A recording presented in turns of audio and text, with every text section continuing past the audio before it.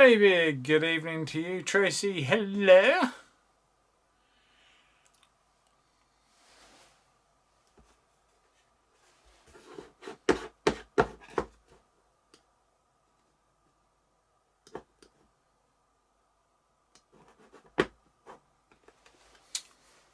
Good evening, Wendy. Yes, the last stream of 2020.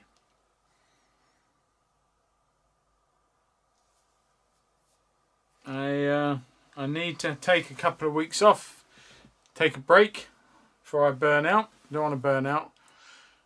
And I'm still filming. I'm still putting out stuff each week, even though it may even be on Christmas Day. I'll put one out, a bit like the old Queen's speech.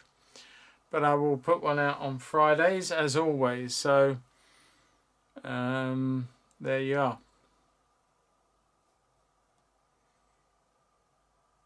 Dawn, good evening. Happy to have you here. Glad you could join us for the last one of the year. Mind you, watch the feed. If I get bored over Christmas, I might do another one before the new year. You never know. Good evening, Derek. How are you, mate? James, good evening to you. Everyone's cracking on in there today. Merrick, good evening to you. Good to see. Yeah, it's been ages, mate. I know you've been busy. It's good to have you on board. Glennis, good evening to you. Keith, good evening to you, sir. That's all good. All good. All ready for me to take a big dive. No, it's not going to happen. Not going to happen. I'm really cooking by gas right now. Really in a good place. Have I missed anybody? I hope not. Carl, yes, I've missed you. Good evening, Carl. Keith, Tracy, Wendy, I think so. Yeah, Derek, yeah, all well at the moment. Yeah, I get that. You know, I couldn't believe it. I just seen the stats, everybody, that, you know, Dover was over 100 points above us in this, whatever you want to call it, league type thing. And we've caught them up. Folkestone and Hythe have just gone skyrocket. Teresa, good evening. Teresa, happy Christmas to you and stay safe whatever you're doing. I hope you can make the best of it as you can. Yeah, it's going to be a very different Christmas this year, David. So if I do get bored and I am allowed, I might well do another stream because I miss it otherwise. I enjoy doing these things. So it's a whole heap of fun to share what I do with you guys. So keep an eye open for next Monday. You never know. I might do another one. I'll put it out there on my feed if I'm going to, but we'll just have to see. I might be too inebriated from the Christmas festivities, such as they are. Oh,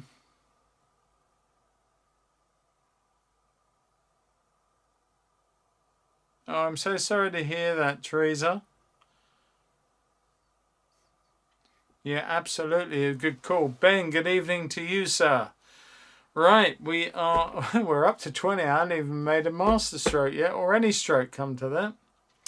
Okay, so this one is pastel. I know the patrons had a pastel on Friday, but I felt that it would be nice, as I've got all my pastels laid out, to have another go.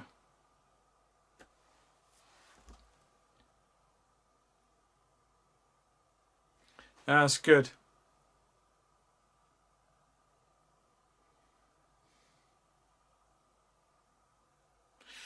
Carl, good call. Yes, I will do. Won't be tonight because I'm set up for this one. But yeah, good call. I will do an acrylic for you. Maybe next Monday, if not the Monday after. Sue, good evening to you. Right, okay. Okay. Now then, pastels. I've really had a bit of a fortunate swing on this. I have had a lovely set of, to one side of me here, a lovely set of Unison pastels, which I was lucky enough to get a full set a few years ago, and they're starting to show their age and what have you, but we've still got a good lot there, and no problems at all. And about 5-6 years ago, Catherine, my wife, she bought a full set of Sennelier, lovely big box set, but it's so big, so vast, and it's too much for her to handle and use, and because of her, she has allergies and stuff, she can't really use pastel that much. So I bought them off her. So I got 501 or 10 510 Sennelier pastels sitting this side of me and on the floor. I'm trying to sort of condense them down into a couple of boxes so that all of them can be used. So I'm really spoiled for choice.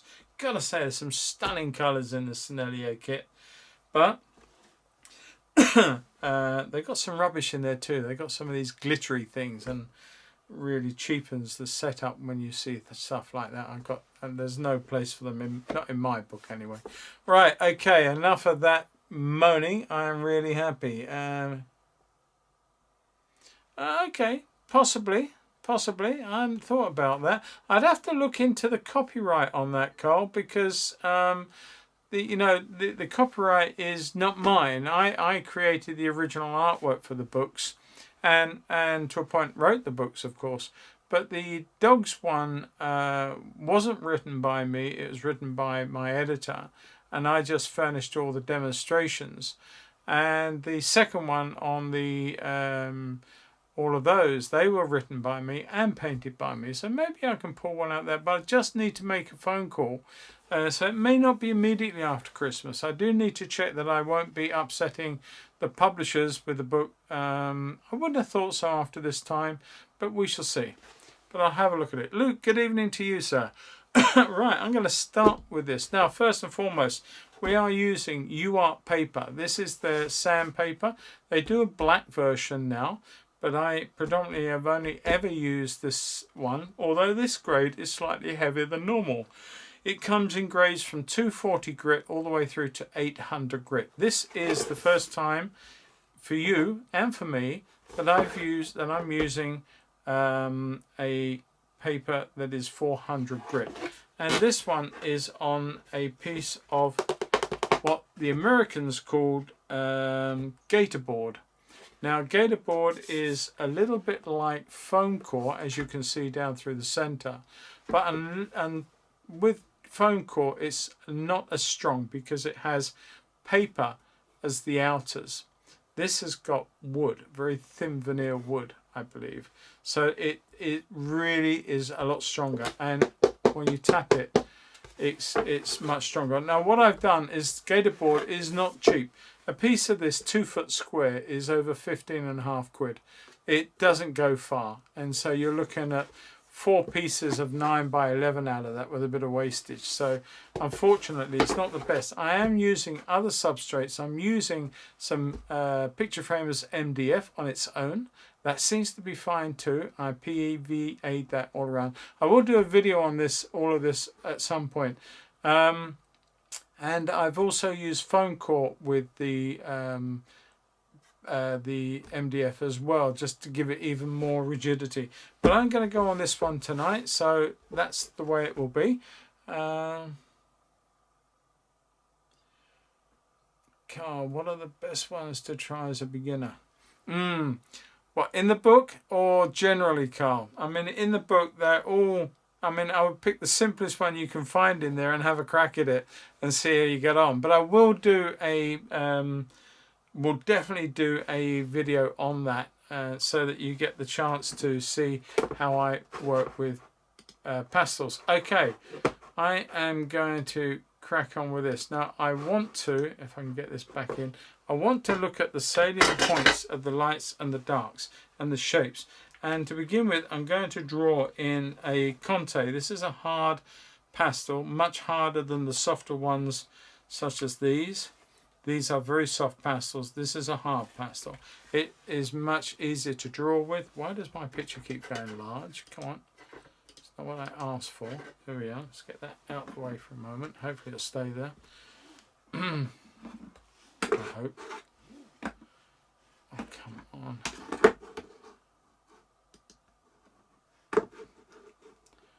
Bear with me. Talk amongst yourselves. Oh, please. The gremlins are back in tonight, I think.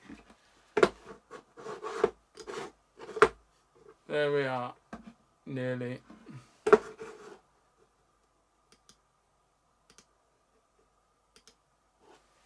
I'll put that way out of the way. Hopefully that won't cause me more problems. Okay. Carl, what pastels to start with? Good question. I started off on cheaper sets, I've got to admit, and it's probably the only time I'll admit to that. I will come back to that in a little while. Let's just get this started, and I want to look at where we've got a vanishing point, say up in here, and I'm just going to put a few draw marks in to give me the back end of the road as it comes down from there and incurs a little bump or a little sort of divot and up again over the hill, and then we've got a nice rise over the hill like so. So we've got a nice sense of the road, we've got a nice sense of the verge, and these are just the basic shapes. We've got a large verge off to one side, and maybe that could even come this way. This whole drawing will be only based upon what I've got here. So now, is this going to be enough for my trees? I think so. I'm going to put my dark shapes in here for my trees. So this is just going to be scratched in very, very coarsely, very, very quickly. And this is the large hedgerow to one side. And we can bring that all the way down to there. Little break in the road and more trees this side. Now we've got our other tree. And our other tree is part of this hedgerow, so let's just put that in. And we've got a big pole there. I'm going to make that another tree, if you don't mind, and I'm going to put this tree in here like so. And it's just going to be some very random shapes like so to start with. And then we've got another tree further down here on towards a bend. Now already I think I've gone out a little bit with my drawing, so I'm going to bring that down a little bit there and take that line through there. So that will become my new normal. New normal. There's a new word for the future dictionaries. New normal. And there's the background, and there is a distant tree line like so. So just very quick drawn marks. Now what I wanted to play with and just show you something. Now, one of the things with UArt paper is you can do a lovely large amount of underpainting. Now you can do this with watercolor and water, of course, and let it dry, or you can do it with the pastel, as I've got on here, some pastel already on, and you can do that, mix that with water, or you can mix it with this stuff. This is isopropyl alcohol. You can buy it fairly inexpensively from the eBays and things around the world. I'm turning it the right way around. You might be able to see it properly. There we are. It's isopropyl alcohol. This is 99.9%. It's industrial alcohol basically, and the reason that I've got it here is for two reasons. One, I've always used it as a modeler, and it forms a large part of what we do as railway modelers. And at the same time, I've had to buy it in larger quantities because I run my gallery, and of course I've had to make my own hand sanitizer, so it formed part of that. But for tonight, it also acts very well as a diluent for washes like this, which I'm just putting on. Okay, now the nice thing about this is that you can allow, I'm going to bring it up a little bit, hopefully you can get the angle, because I wanted it to run, so hopefully you can see that.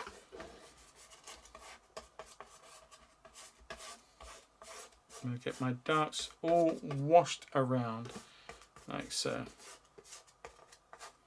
And this is simply an underpainting. There's two reasons for the underpainting. One, you can have a lot of fun with it, sure. There are two ways about that. You can have a lot of fun with this, but you must observe things. Of course, it's got to dry, it's got to do all those things. But at the same time, it also means to say that if you've got a lot of darks going in at the start, they don't need to fill up all those lovely precious dips and ridges, hills and valleys in your sandpaper. So you're spreading it around. If you were doing colour pencil, you would call it burnishing, or you would use a solvent to do the thing to allow you to get that colour put down without actually making too much of a horrible filling up job. Now I'm putting a little bit extra in just to let that run and let it play around and do its own thing. Pour some down through here. Now of course I've got to let this dry before I do anything, but it's just a way of just suggesting a little bit more, and it doesn't really matter either if at the end of the day I go over most of this and don't put anything dark here at all. I can do whatever I like. So I'm just going to allow that now to stop. I'm going to take the stuff out the way. It's got a great aroma. I've got to say, great aroma. Okay. Ah, John, good evening to you. Have I missed anybody? Ah, John, you've been in it for a while. Sorry, mate. Hi, everyone. John, a while. How are you? I'm fine. I hope you're well, my friend. Hope the new job's going very well too. Merry Christmas to you. Found some old pastels. Are these any good? Carl, they're all very good. They're not working in the same way as these pastels will work, but they are nonetheless very, very good. Now, you can do anything you like with this. You can allow that to do what it wants to do now. No different to a watercolour. The nice thing about isopropyl alcohol is that it evaporates very, very fast. And so if you were doing an oil under panel or underpainting an oil with that, then it would work very, very well. I'm just going to dry it off, and it's done quite a bit of damage to the paper as such. No damage at all, but you know what I mean. It's just allowed the spread of the pigment, and I'm just going to dry it off. So hold your ears.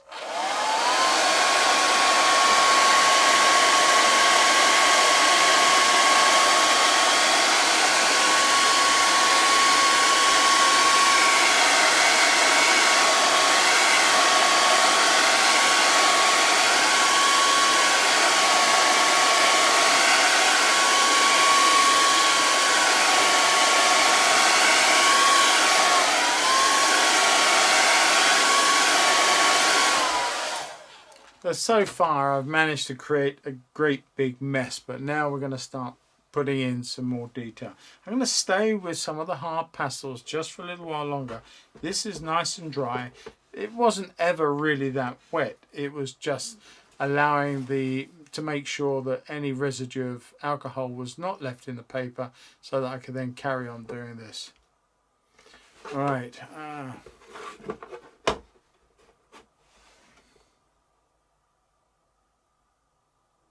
Give them a go.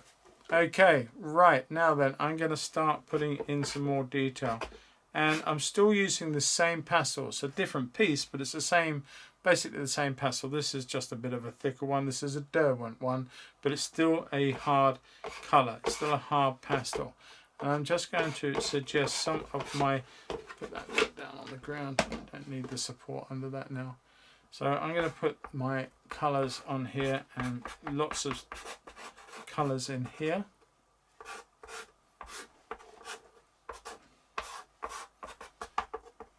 It's nice to start with hard pastels because it's a little bit like, it's all a bit like a fat over lean type thing.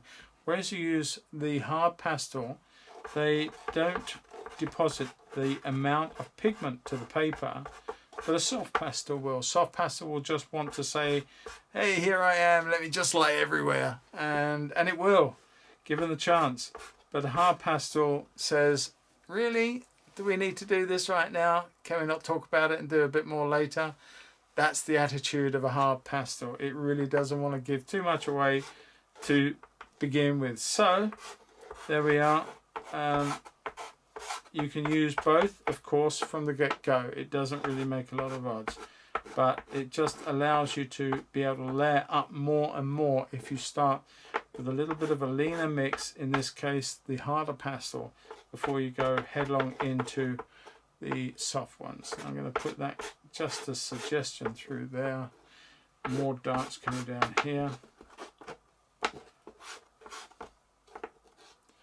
And I've got to bear in mind where our road is, it's somewhat lost. I'm going to put a very pale pink and fine one. I'm going to be diving in and out of shot because my pastels are way off that way, way off that way. So I've got to keep moving around. Could be the screen, John. Is it just that the job's getting to you, mate? Right, I'm going to put a little bit of pink in the sky. It's not pink, of course it's not pink, but it's just nice to have a start with this pink to start with, to get away from the oatmeal and to allow me to put some blues in and allow some of those pinks to pop through at a later stage. So I'm going to take that down as far as I dare, like so. The nice thing about having this board strapped down to a base is the fact that, one, it doesn't curl. UArt, users of UArt, it's notorious, it will just curl. It just naturally wants to curl. I've got a pad they sent me of the black, and the pad top and bottom sheet are like that, but everything else is pushing the pad sheets up like that. It just wants to curl. So from that point of view, you need to strap it down to allow that to not actually curl up. I'm just going to put in a little bit of deeper violet down here in the background through there, just a very quick splash of that, and that's going to change. I'm not going to leave it at that. And all the colors I'm using, I'm putting in a little pot in front of me here so that I know where they are and I know where to come back to later on and grab it again if I want to. Okay, I want some subtle blue greys, and I'm just seeing what I've got over here that fits the bill. I've got loads of blue greys, just finding the one that really fits. I think this one might do the job. We'll have a look at that. This is going to be the upper part. That's way too light for what I want. So we're going to come out of there. I'm going to put that down. So I might use that in a moment or two. Spoiled for choice, got to say. Let's take this one a little darker and a little slight variant on the blue. I'm quite happy with that for a moment.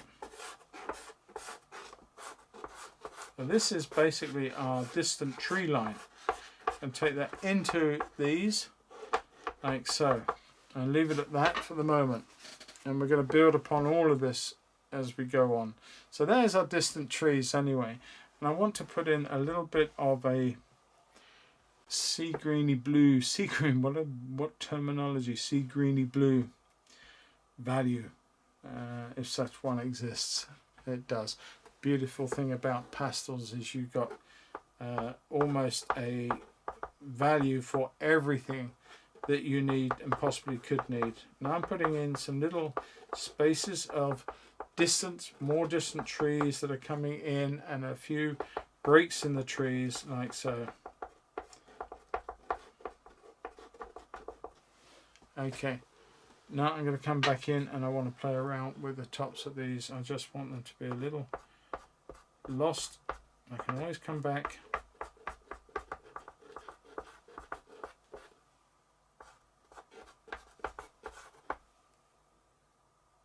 Coming through there in places. Is Judy with us tonight, Wendy? I haven't seen her name pop up yet. Right, going to start looking at the blue in the sky. It's quite a cold, it's been wintry, so I'm just going to put in this sort of pale blue. I don't want to try and put clouds in. It will not work on this picture, not in my view. It doesn't need it.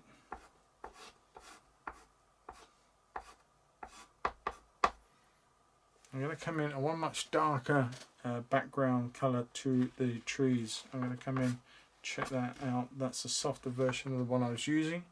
Just want to come over with some darks in here and start suggesting some of these trees by just tapping, almost just tapping the edges out into the sky and bringing those down a little harder.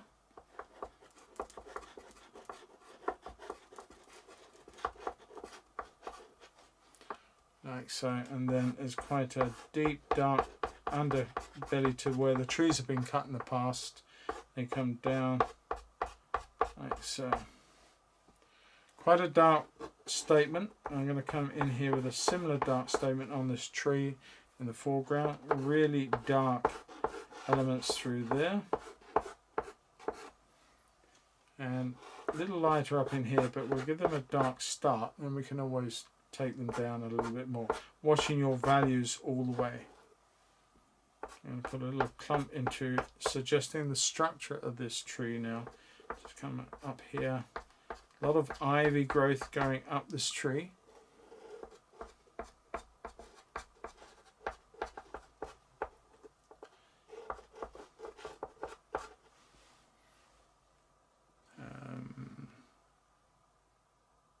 Okay. No, I don't think so, David. Not that stuff. That'll kill you.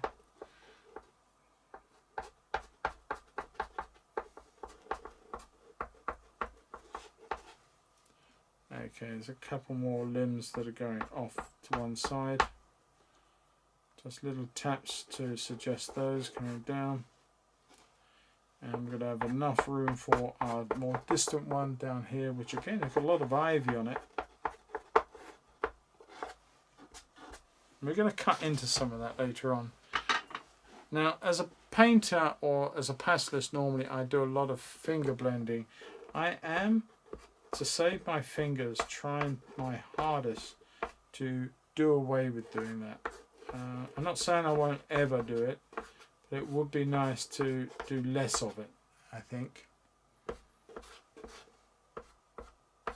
Now the pink is predominantly covered up, but certain amounts will pop through and it gives a nice overall harmony to the sky colour. So although I put it on, I've gone over it, it really is still popping through in places. And although you may not see it all the time, your brain will. And it will pick up that information and it will make the association. Look how dirty going over that was.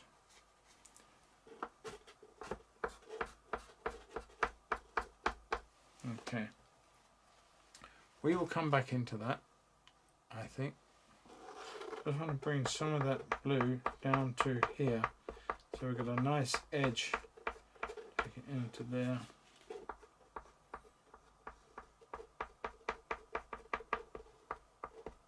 Down to this tree line in places.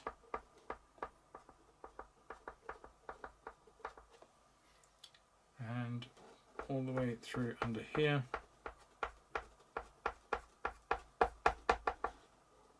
It's going to become very dominantly overtaken by all this other canopy and structure that's still coming out this way.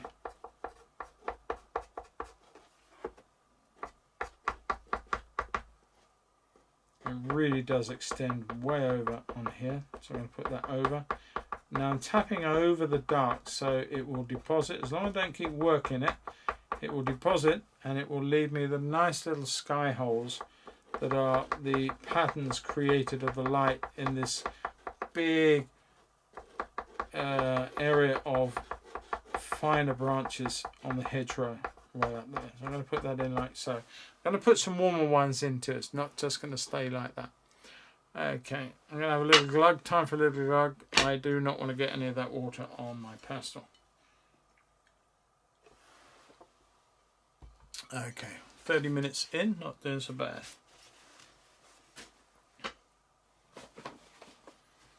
Alright, forgive me for that. Okay, let's carry on. Let's see where this takes us now. Now I'm going to tap it and that will give me a cleaner surface. None of that will remain on there. Just looking at some of the blues that I've got kicking around on the Sennelier side. and there are lovely amounts on here. I just want to choose a couple. Now I haven't used these before. This is literally the first time used in anger, so to speak. Just want to put in a few taps of this lovely blue with a bit of yellow in the blue, just to give me that nice sense of light that's going on down in these trees beyond.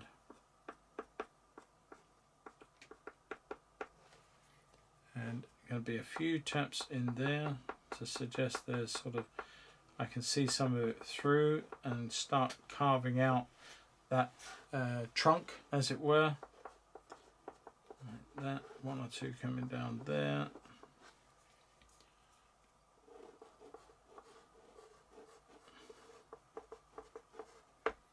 Okay. Just going to check those values. I'm going to put that down there for a moment. I'm going to check the values of the distance. I think I could take it a little darker, and I want to say greener, but I don't really want to go that way. I'm going to just test a bit of colour on my sample sheet. That's not so bad. I'm going to give that a go actually. Just going to bring some of that in. I may have to go over it with a bit more violet. It's looking a little bit to the blue, but it's a really lovely colour. Soft, light touches. That's all I'm doing. I'm going to come back over with that violety colour, just to take away from the immediacy of the blue.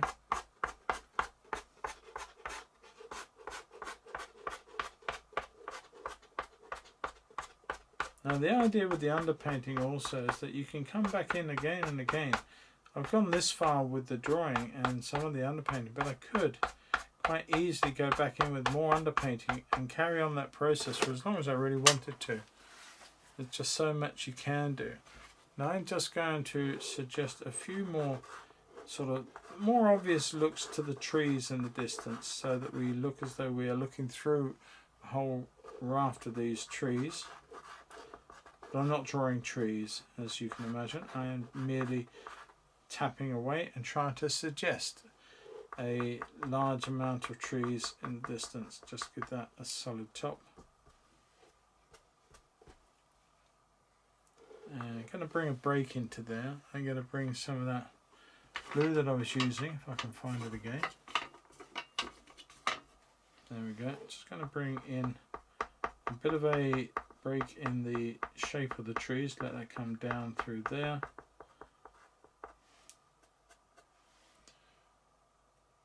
And then just let that carry on over there. Making that colour a little more solid. And less obvious of marks over here, but a few more sort of tree shape type things.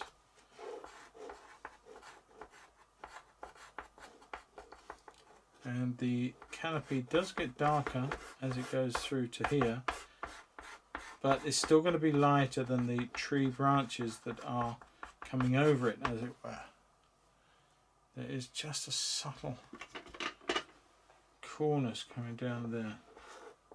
Just a very light touch, maybe a little tap and smear, just to suggest that coolness in that part there.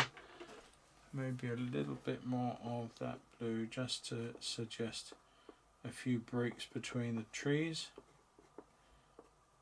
It doesn't matter if you lose most of them or keep them all. Soften. Okay, we can come back to it if we need to, but at the moment I'm fine, happy with that. I want to come in and build on the trees and structures here now. So I will come back in with this dark colour, and I'm going to definitely start drawing in some of my branches and branch work into here. Going to be a little lighter than dark. Don't make them, they are silhouetted, but don't make them so obviously black. Come in with a little darker than this one by all means, and I'm just going to look for that deeper brown that I was using, and I use it on the edge too. Roll it, so as you come across you roll like so, and you get all these lovely little tree marks and tree shapes, and there are enough of them. Some of them are going out sideways. You can roll it like so, like that. They start to break up and start giving where the ivy is not grown up, as it were. It starts to give that lovely sense of all the fine filaments of all those lovely branches. I'm going to start working and keep working on this for a little while. Don't forget that the tree comes this way and that way, as well as side to side. It's a very 365-degree tree and not one that is merely 180 degrees flat. So you must remember that when you are drawing your trees, lots of life coming out through the side here, which we need to bring that across like so. Bring that into that part there.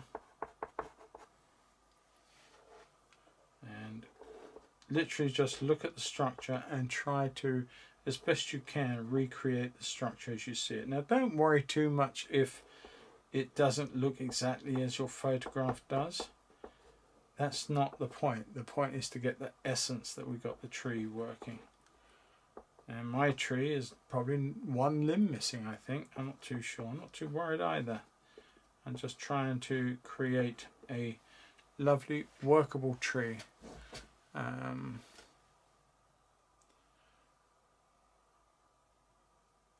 Normally people do work dark to light with pastels.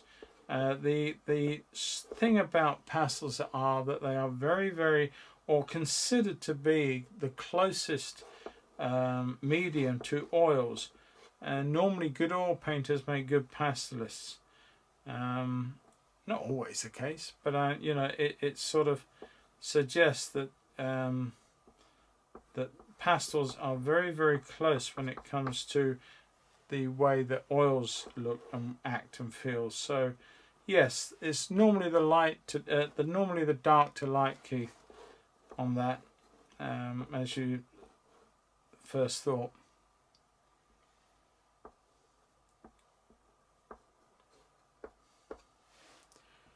Alright, we're starting to build our tree.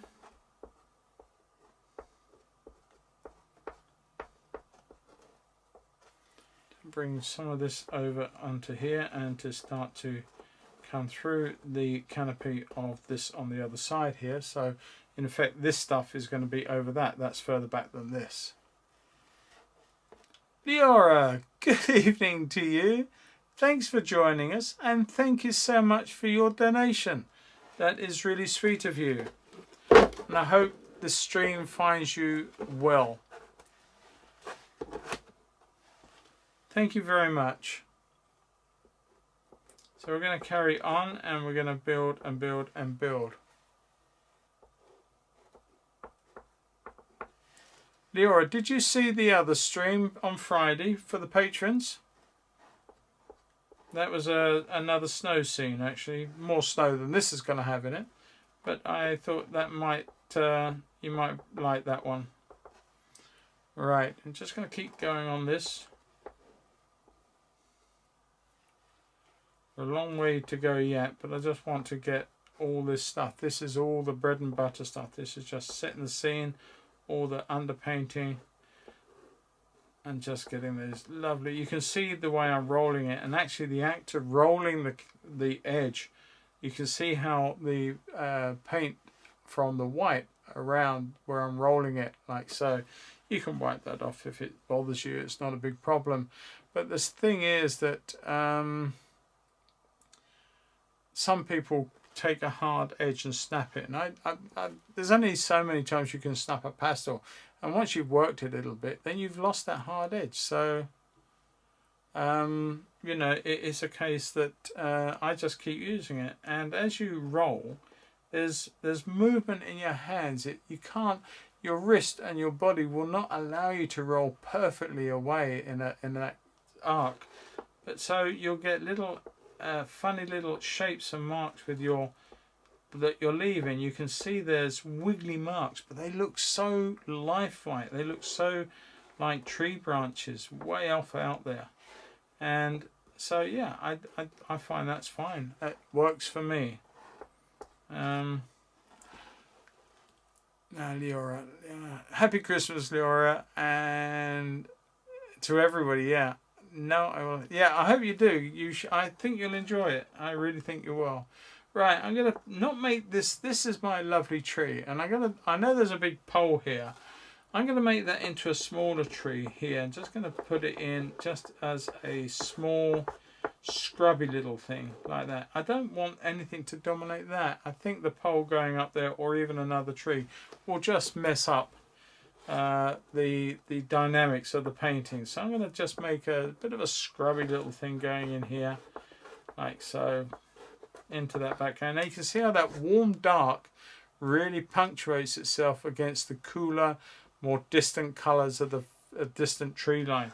And none of those are finished. If you want to do more to those, you can add all you like to this. This is the beauty of pastels. You can keep working it. And the nice thing about pastel is it is completely inert. It will not do anything. This painting, I could put it under a piece of glassine paper, which is a special type of paper that will just not allow it to rub and cause it a problem.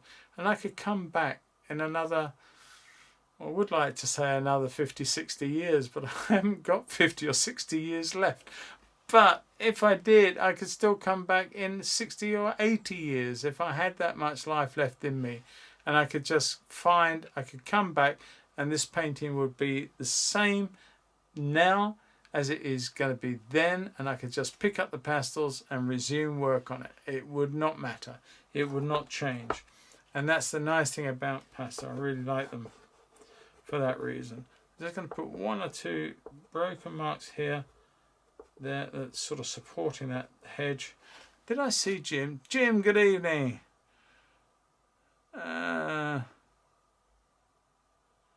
Yes, happy Christmas to you, Jim. It's good to have you on board this evening. All right, I'll leave that to there. I'm going to put another dark, big dark. Look at that, big. Love that in pastel. Wow, that's so good.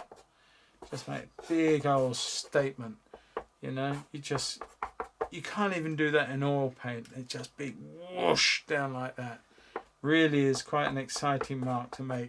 I'm just going to come in here with a few taps of the dark. I don't want it as solid as the piece closest to the right hand side. I'm just going to make a few taps and we'll start building up lovely depth. Now we've got a lovely contrast working in our tree on this side and on this side. And we've got that lovely distance colour going on behind.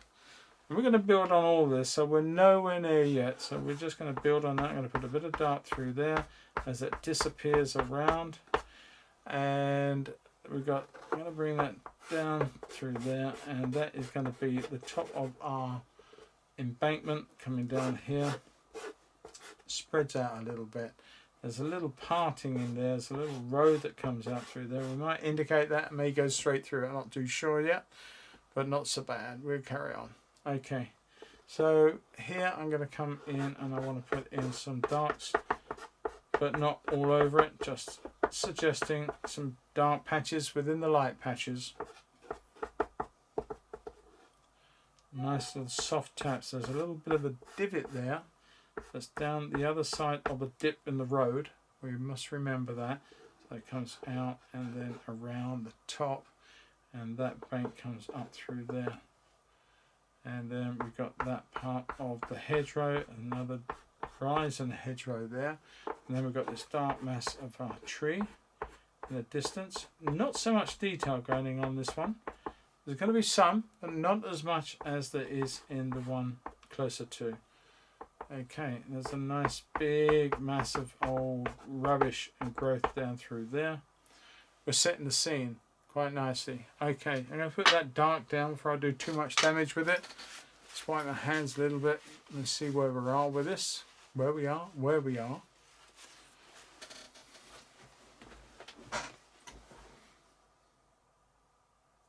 Cool. Thanks, Teresa. Appreciate that.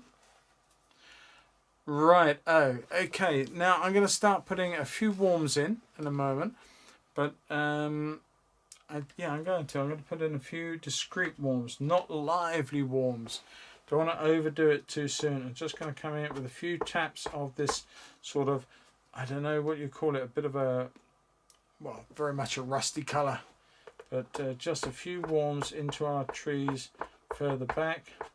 Just a few glancing blows, nothing much. A few little taps just to suggest the warm branches catching a little bit of light in the evening or the late afternoon. I'm going to put one or two down and through here. Soft pastel marks softly over the top. Don't want to overdo anything. Like so. I've got to say, I've done a lot of pastels over the years, but I've really just sort of gotten into them again. You're going to see good, I hope I don't upset anybody by saying this, but you're going to see a good few pastels from me during the course of 21. I just love pasteling, and as soon as I just bought Catherine's set as well, I've got to earn my money to get that back. But it's all good stuff. I love it. It's all good. I just love being so loose with this, and the fact that you can underpaint and muck up the ground to begin with before you come back in is really good. Cheers, John. Thanks for dropping by, mate, and stay safe whatever you're doing. And if I don't get to talk to you before Christmas, mate, have a great Christmas, happy modelling, and I'll catch and talk to you in the new year. All the best, chum. They are, Leora. They're totally addictive, gotta say. They are so full-on addictive. No two ways about it. I just enjoy them so much. I'm going to come in with a little bit of warm violet colour just to lift some of these shapes in here around the base of the tree. Just a few warm glows of a violety colour. Very subtle, not much, but they work beautifully with the browns and the umbers and the darker colour that I've been working with. And they start to suggest that you can build up some little lights glancing through the edges of the hedgerow as it comes down towards the light on the snow here. And I'm going to put some in on the other side here, and even one or two can go up in here on this tree. I'm just doing little taps. I don't need to go mad.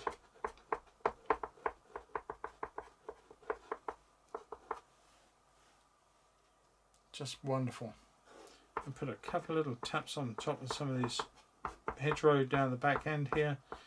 They're going to get a little bit warmer as they go, well, cooler and warm. They're showing a little bit of light coming through, but they're not as dark as the stuff that's way up in the foreground here. I'm going to put in a little bit of this red in here, just a bit more to support that center line of light that's down through there. There's definitely, you can see where the cut has gone with the cutting tool, the cutting machine that's gone through there over time and changed the shape of the trees, and only here are they allowed to grow as naturally as they would. Otherwise the whole of this would take the lane out and no vehicles would get down there. Okay, just leave that for there, put that in there for later. Paul, I have a question not about pastel, about gouache. Do you use them like watercolor acrylic?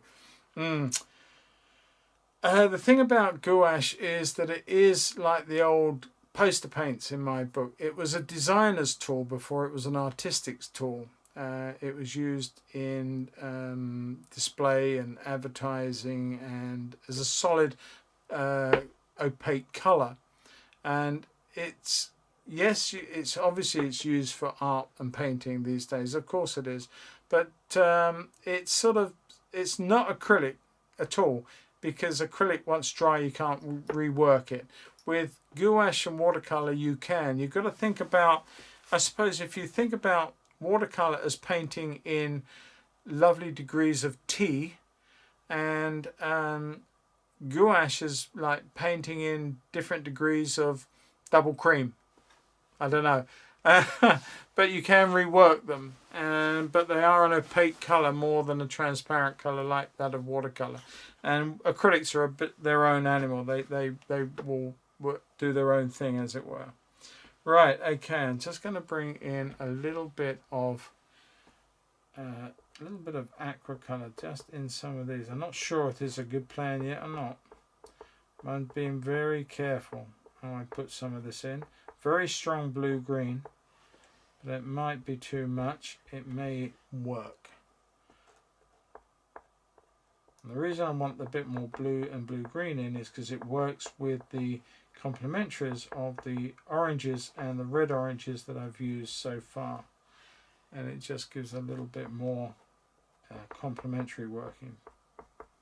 As I say, I may regret it. I don't think I can always work over it anyway. It's not a done deal. Okay, I may come back with that because I think it's not a bad plan, but we'll see how we go with it.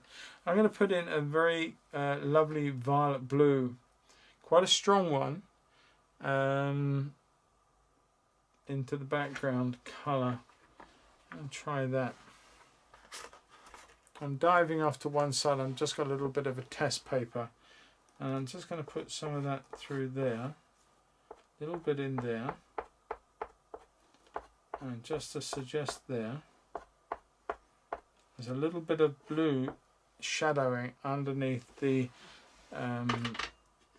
snow and the trees. It's the snow that's got a little bit of a shadow colour to it.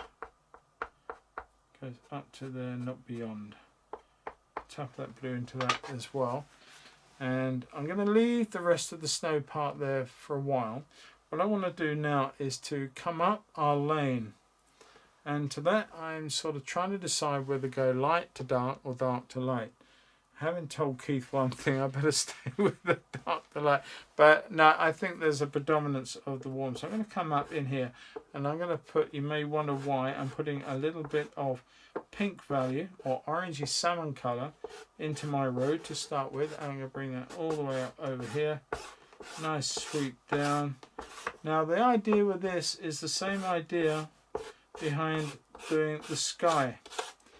It's rather bizarre, I know, but it can work. At least I'm hoping that will be the case. Just blending some of this away. Trying hard, Leora, so you know I'm trying hard not to do too much of this. Trying to keep my fingers so I can carve the turkey on Christmas Day. Okay, we're going to leave that at that for the moment. Put that to one side. Just going to give a little soft... I'm going to be careful with this because this is coarser paper than normal, and it will not be tolerant with paper rubbing on it. Okay. Let's get rid of that before I end up with that everywhere.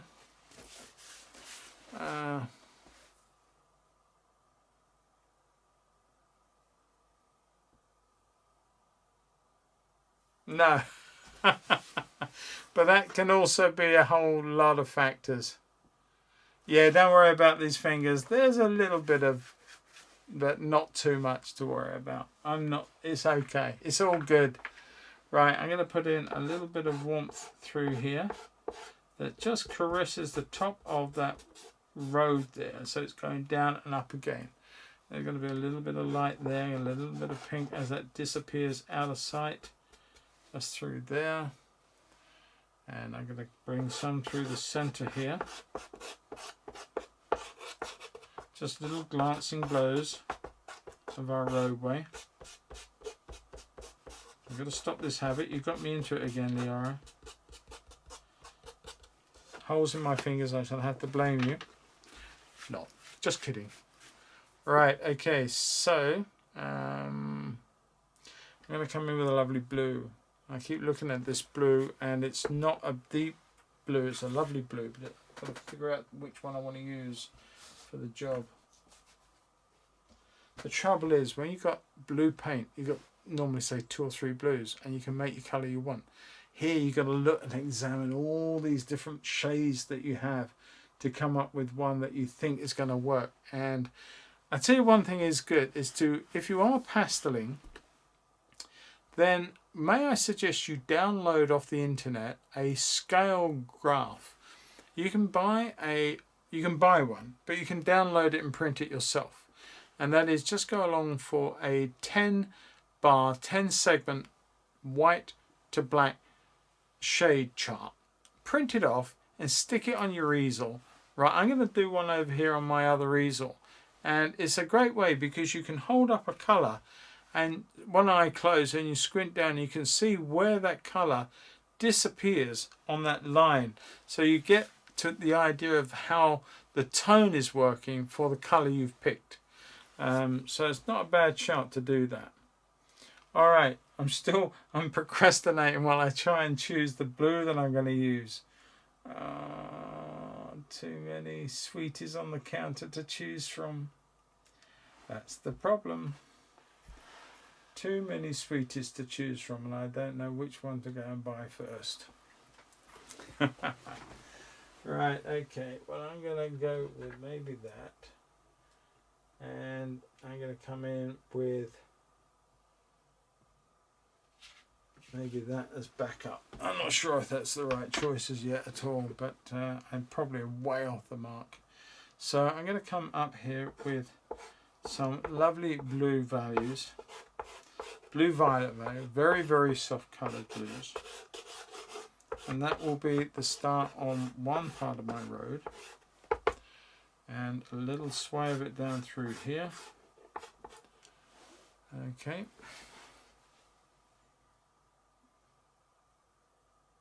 That's the one. Absolutely, Leora. That is always the one. Always want the one you haven't got. Right, I'm going to leave that to there. I'm going to come down here when I want to put a fresher blue colour in there. And just working a little slower now than I was. Just trying to suggest the distance and how this is working out and way it's going to work out.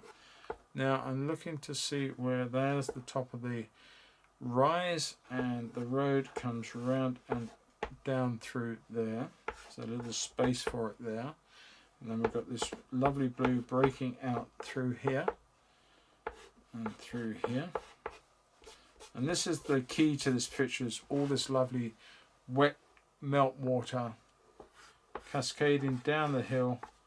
It's going to come to so far and then it's going to go down and disappear down through there. So we've got to make that real. We've got to make that lovely curve happen. Somehow, don't ask me how. Not yet. We will get there. Alright, I'm going to come back in with a little bit of light pink in there, and the light pink against the blue will look more white than white, or more white than pink, sorry. It has got the pinkness to it, but it just doesn't work in the same way.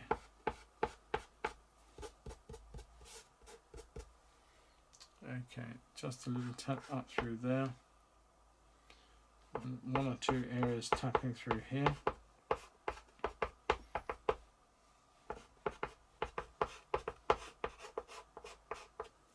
Working the pastel in different directions, edges, sharp edges, turning it occasionally, all these little aspects of making the different marks that you need for your to make this pastel happen. Okay, there's a lot of light coming down here. I could use white. I think white is just too strong. So I'm just going to come down here with this very pale pink for the moment. We're going to work into that later on. We're nowhere near it yet, but we're just going to work in. We're just setting the scene, basically. And before I set the scene too far, I do need to get in some darker green values and just seeing what's to hand. I've got so many greens, it's unbelievable.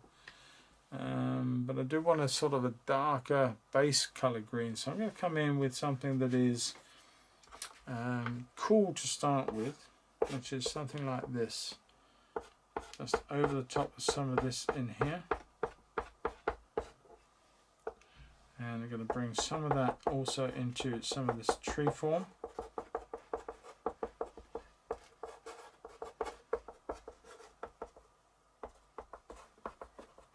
Now that green over that red is going to really excite the red, and it's going to make it really make something nice in our painting. Okay, and we're going to take that down under here. I'm not going to cover it all because we've got quite a bit of snow laying on top of it. I'm going to take that all the way up into that little bit of the road, and that's going to come down through there. I'm going to tap away in little sections because we've got more and more snow hanging lights there. That'll work. And just check where we've got that down there, and do we want any over here? Maybe just a little bit, some of the verge just showing up here. We're going to get a lot of white going on in here yet. We've sort of haven't made too much of an allowance for that for the moment, but hopefully we'll bring that back and it will pay where we want it to go.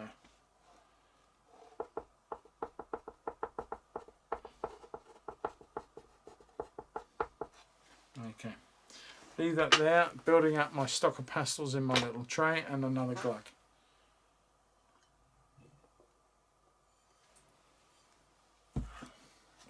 Right, let's work on down in this area a little bit, and let's get this going on in the back field, and let's get our tree working. For our tree, I'm going to come back in and I'm going to use that same value color green, but I'm going to try and find a bit of a deeper one looking at it, and I think I need to put in very much a deeper but cooler green. Just working some of that into this ivy that's on the trunk. There's a bit of a green flush within the sort of colour overall.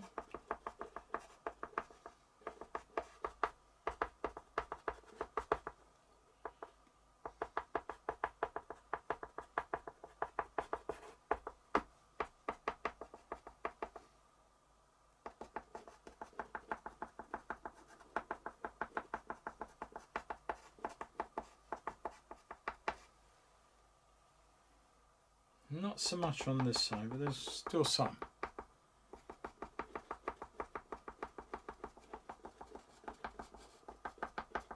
Lots of very rapid taps, little bits and pieces.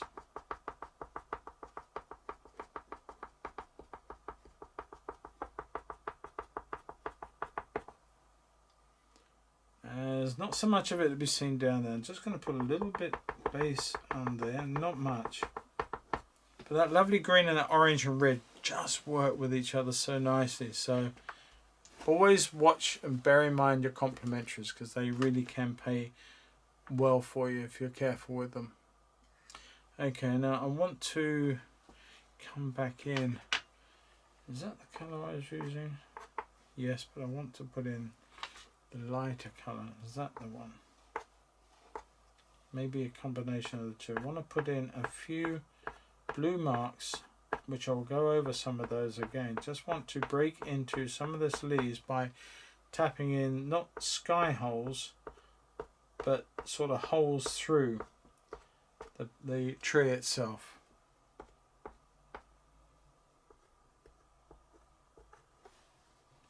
And I'm going to come over some of those marks with the violet.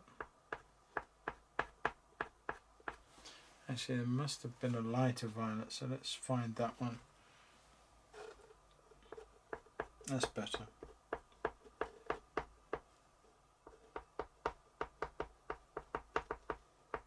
It's sort of carving back into your shapes, as it were.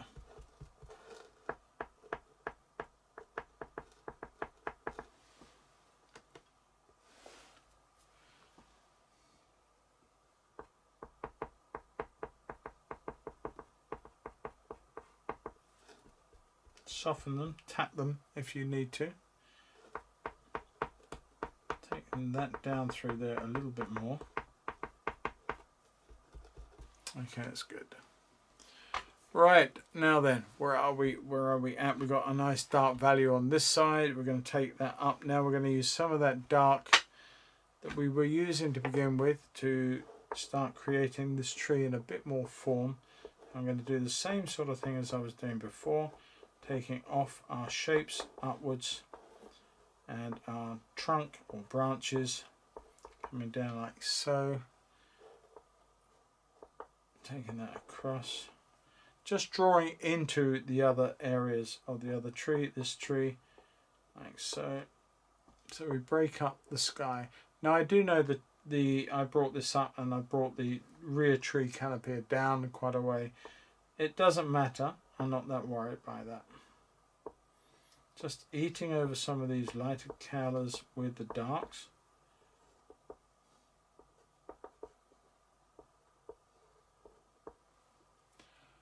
Like that. Take that one a little stronger off to one side. Gives it a bit more weight. And then it comes down here. Then we've got this dark. I'm starting to look now at the forms of this hedgerow going down through here. Bit of dark onto the other side of that light and a little bit more dark down there, which I'm going to put in a little bit of this blue. Just gently glancing that blue over the dark. Just cools it off a little bit. Gives that lovely blue colour. Don't want to go too mad with that, just to suggest it. And I want to put in a bit of a warm value down through here, just gently tapping over, almost glazing it with the surface.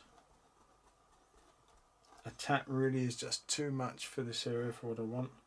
A little bit of gentleness on the top of the hedge and through there and there. Okay, not too much. Going to leave that there. I may come back with it. What I'm going to do now though is I'm going to punch in the snow. Now the snow I'm going to put in is quite a cool white down there. So let's put that cool white in and see how it looks. So I'm going to put that in. Just a big statement of the white.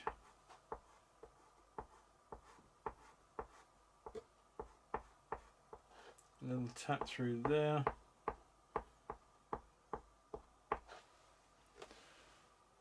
And just a few taps here.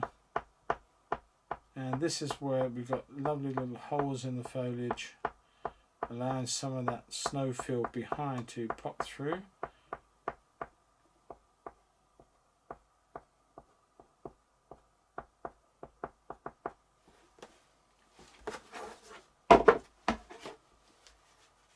Now I know there's more there, but I think that works nicely for this picture, so I'm going to leave them in play. Okay, and that just really pumps that up. Now you can excite that even more. You can put in a slight touch of yellow, which will just excite that brightness in that field all the more. Very soft lemon yellow.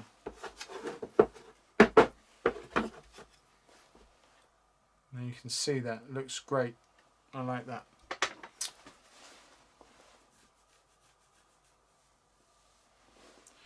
Beer. More in 2020. Sorry, I had a couple of beers, so there might be a spelling mistakes. Hey, I'm right with you, David, with the beer. And I think I agree with the aura. I think there should be at least a case of beer per day to keep those horrid COVID bits away from us.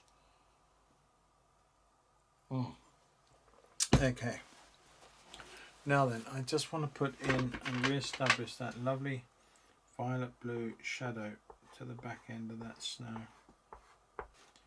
through there. Okay, that's all I wanted to do there.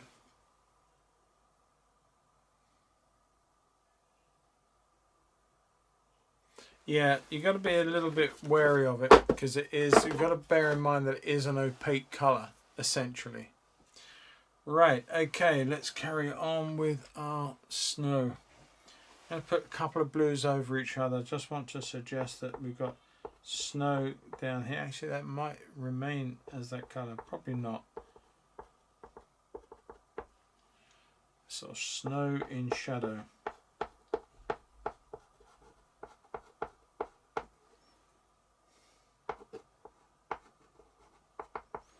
Okay, I'm going to put that there. I'm going to come back over that with a bit of blue, another blue, slightly warmer.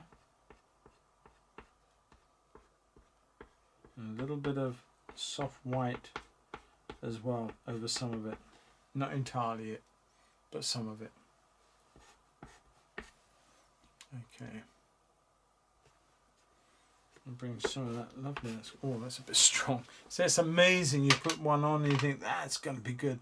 Put it somewhere else and oh no, it's a nightmare. Let's get rid of that.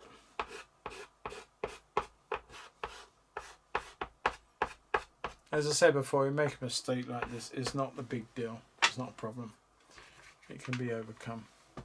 I come down here with this lovely redness into the wet or darker, dirtier parts or shadowy sides of the road, into the edges of the road like so. Leave that for the moment. I'm going to bring some up through here, which is going to be suggesting of the edges there and a little bit through the center. Now I've got to make that look as though we're going down the hill, haven't I? I forgot that. There's a little bit of dark through there and a little bit of a shadow, I think, will go across there. So I've got the dark coming to there and then the shadow there. I think I've raised it wrong. I think I've got it in the wrong place. I'll take that back out a little bit. Tap that off. Just come back in and try and think, well, that's where I want my ridge to be. Somewhere like that. Leave that line there and we'll work to that. Okay. Going to use a couple of harder pastels. Back in with a dark. I think that's a black. Too dark. Come back in with this browny colour again. Just want to tap in against some of these blues down through here to some of the bits of shrubs and stuff that you can see poking around. Literally scribbling, that's all this is. But the taps and the scribbles really allow you to start, your brain starts picking up stuff and thinking, you know, you start seeing other things, other forms, shapes. And as long as the shape is about right, and as long as the tonal value with that shape is about right, it'll be convincing, and the brain will not need to see too much more. Okay, just going to bring some of this up into here.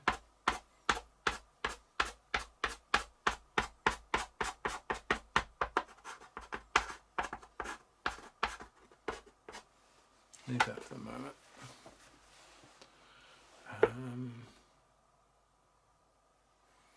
Right, let's come back into our greens and we're going to look at a pretty acidic green. I think certainly down this part here it's quite acidic, quite yellow. So I'm going to bring some of that in and see what that looks like. It's another value, very similar to the other value, it's just a different temperature. This is a lot more yellow, more acidic colour overall. So I'm just going to put that in. And that sort of stems to start coming up some of this as well.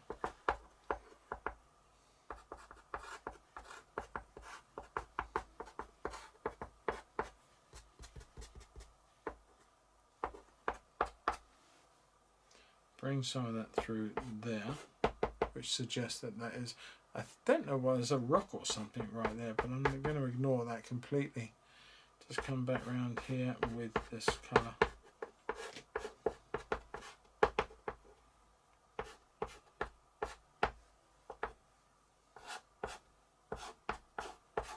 Some of that green going off and into the background.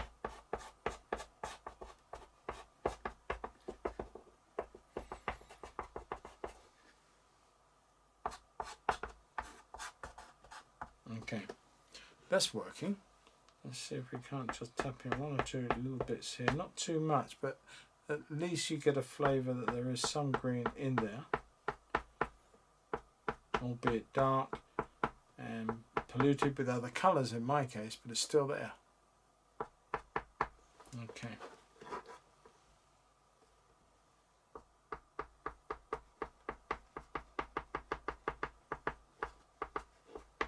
Don't want too much of that, but just a little bit, just to break that up a little bit. May come back into that, see. Right, where are we? Just trying to see where I want to come with this. This marks through the middle of the road here. I don't want to try and replicate them totally. I just want to sort of suggest that there is the sort of dirt and stuff which obviously falls between the vehicle as they go over. So this will be going down through the centre of the vehicle as it's coming down.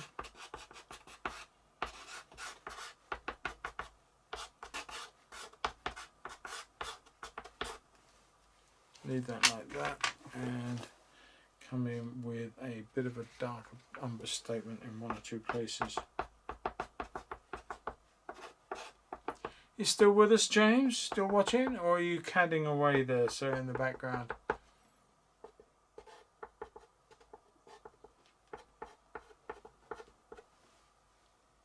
Just a dark mark over there. I'm not quite sure what's causing that, to be honest, but we shall carry on.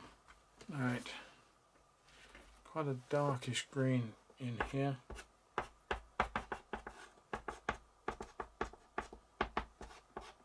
I don't propose to try and tell you each colour that I've used. I'm not going to. I don't have the labels anyway. So it's easy enough just to sort of, you can see generally the colours that we have got.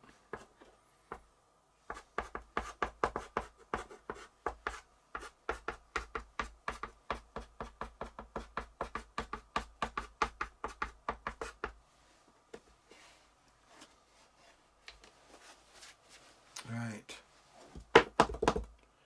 checking, and I want a bit of warmth coming through the bottom of the lane down here, and a bit of the dark too, but maybe not as dark as some of the other stuff. So I'm going to just tap in a little bit of a darker value of the violety orange there.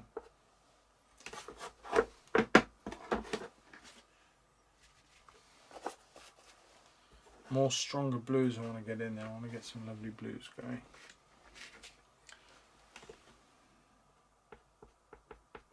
Not that colour there. That's not quite where it should be. Let's try that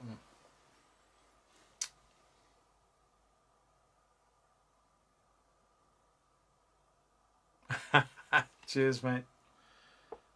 And just putting in some lovely blue values through the back here.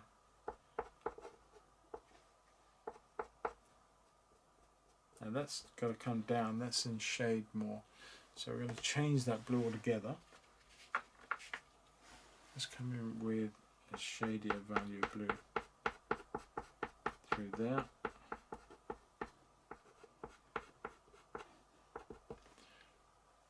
And it changes ever so quickly on the scene. Not white, but a little bit of pale blue on some of those. And then more in here.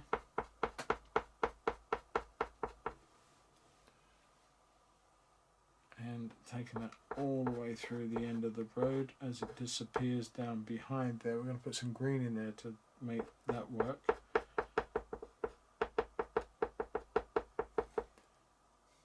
A little bit of lighter colour, a little bit of a yellow, pale yellow ochre colour coming around in there too, just catching a different light.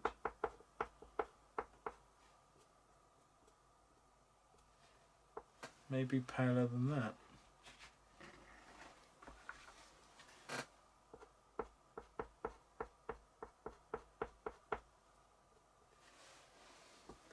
I think that works.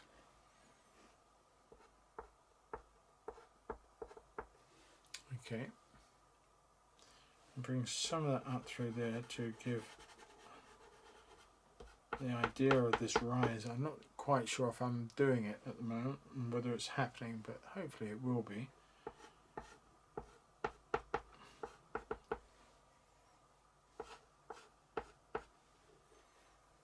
Holding several pastels in my hand. I seem to have lost my little dark ridge, but I'm not overly worried if we can make this look the way it should do it, the way we want it to.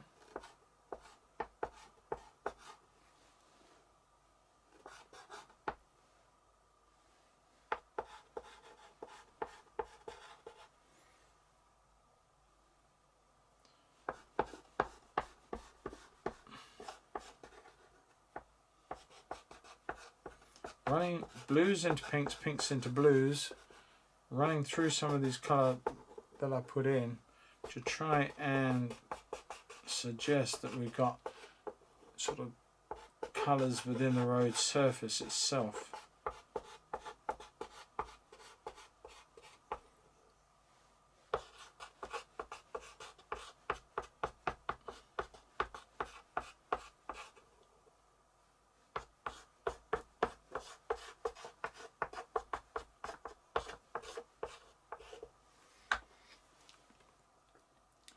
And bring that through there.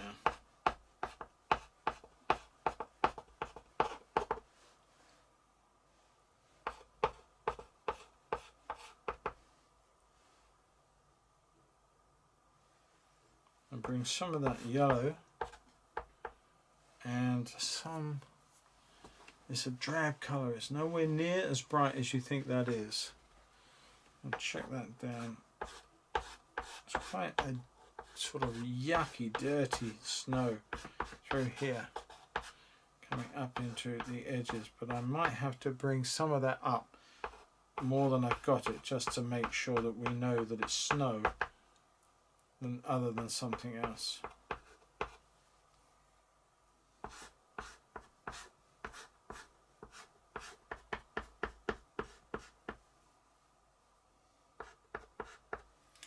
And no yellow snow jokes, okay? Just before we go any further. Yeah, right. Tracy, I'm getting to understand your husband. Right, and just coming in with a subtle, cooler grey colour. Similar sort of tone, but it's cooler. Just sets that up. Works well with the yellow actually. Makes it look a little bit as though you're not quite sure what you're looking at, yellow or blue. Quite interesting. Changes the dynamic of that area quite well. Okay.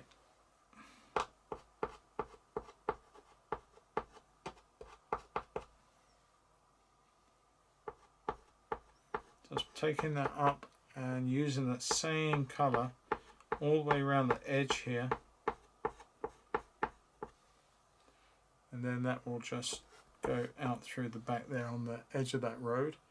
And I'm going to take some down there, just soften that curvature into the other lane.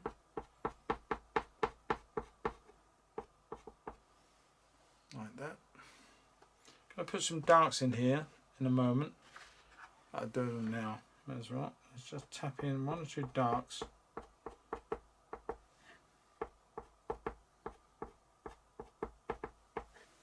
Very suggesting the edge of the bank of the road.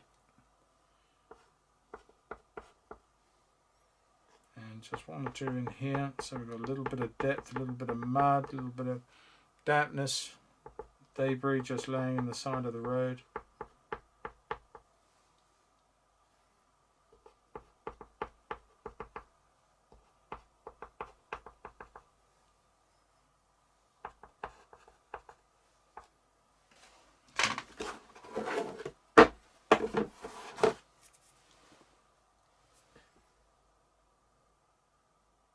Just seeing how long we've been going.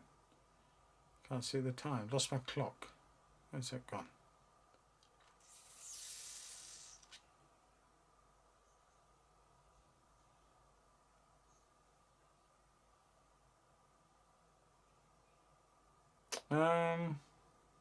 Okay, things have moved over. I don't know what I've done with the... No, well, we'll carry on. It's 23 watching.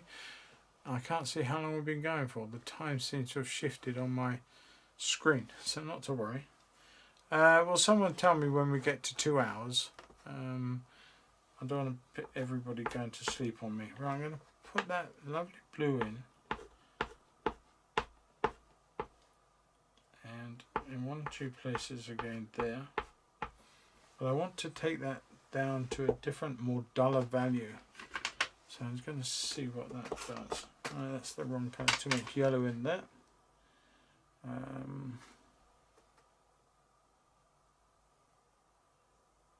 Spoil for choice again. I will find it. I will find the one. That's better. Okay, just going to take that down. A little bit of red in this blue-grey. Gives it a very dirty purple colour.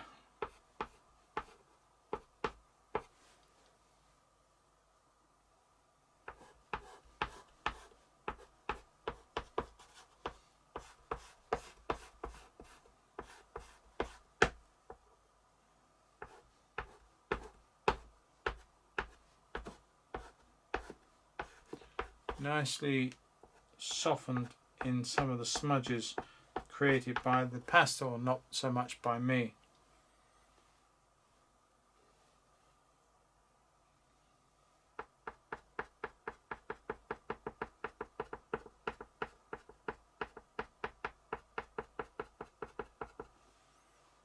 Putting some down through there.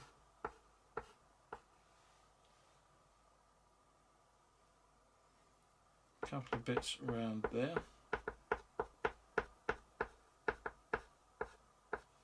Just change the dynamic on that curve into the other road. And a subtle dark.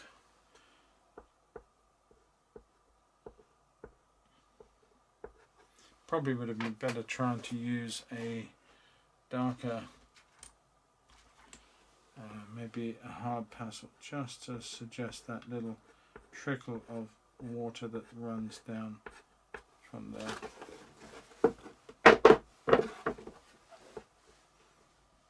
Okay, that's fine. Leave that like that. That's doing its job.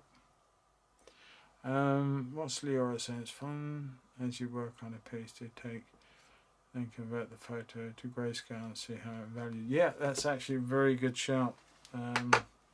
Absolutely. Nice idea to do things like that. Now then, I wanted a nice shadow through here, reflection. I might have to forego the pleasure. I haven't put my big pole in, so it's just not going to give me that sort of look at it as I would like. So never mind, it's the way it is. Can't do too much. I'll bring a little bit of pink up into this area here, which is going to be mainly snow. A bit more pink down through there.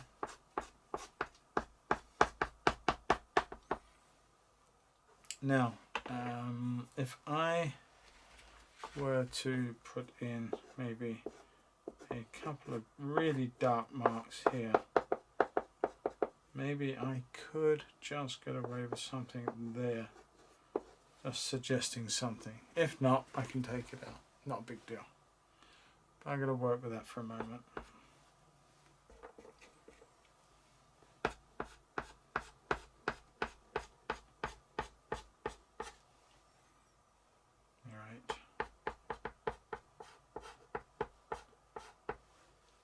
Just gently glancing over one or two places.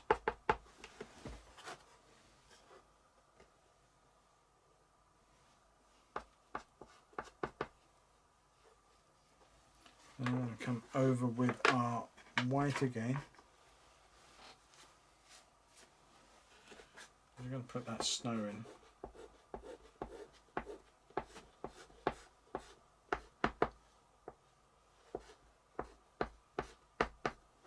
Very dirty snow, as you can see.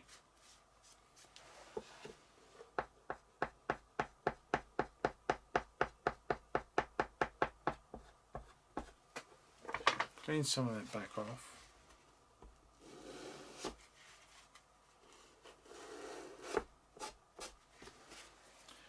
And I'm going to come in with a very yellowish, kind of very bright colour.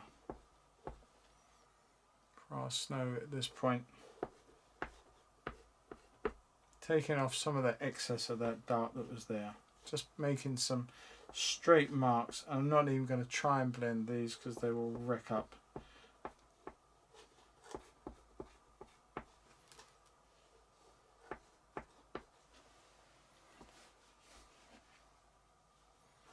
touch there, a little bit down through here. Now we're going to put some down on this area down through here as it goes away around the bend.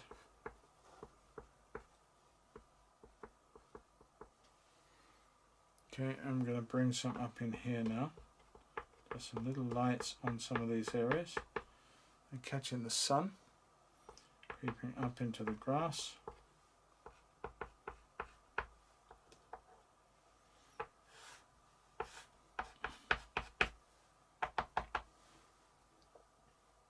Nice bright marks. We're going to come in with a couple of violety shadows.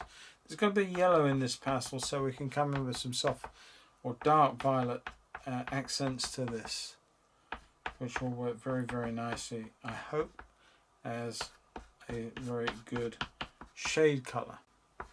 Come in and you can see how that blue looked bright. Now this looks even brighter still.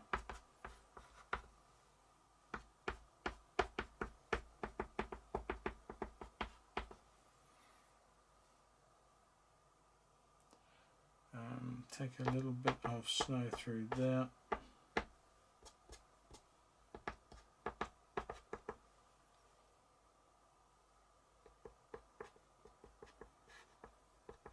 A few soft drawn lines.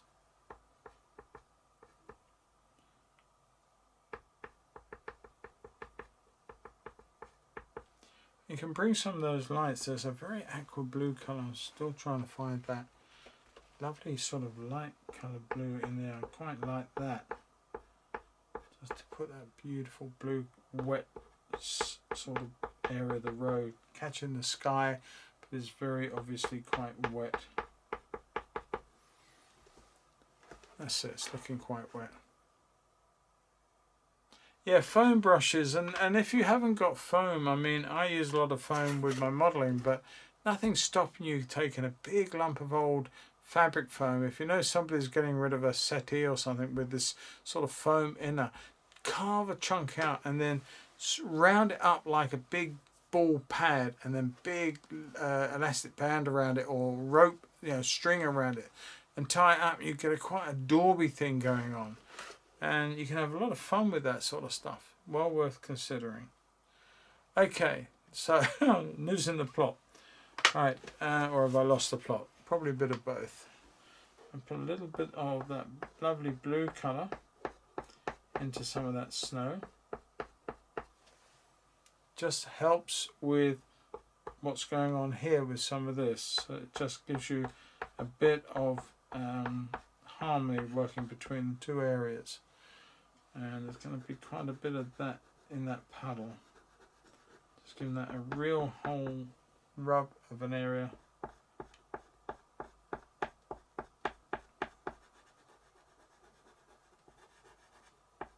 Like that.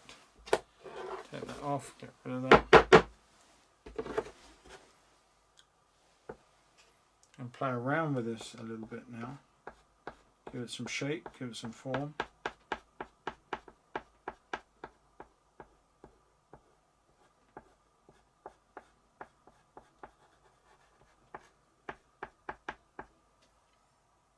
And then that comes down to that blue.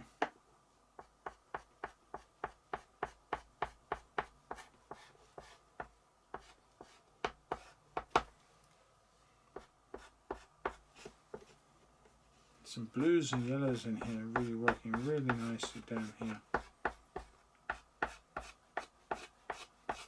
Just gently glazing across the other areas.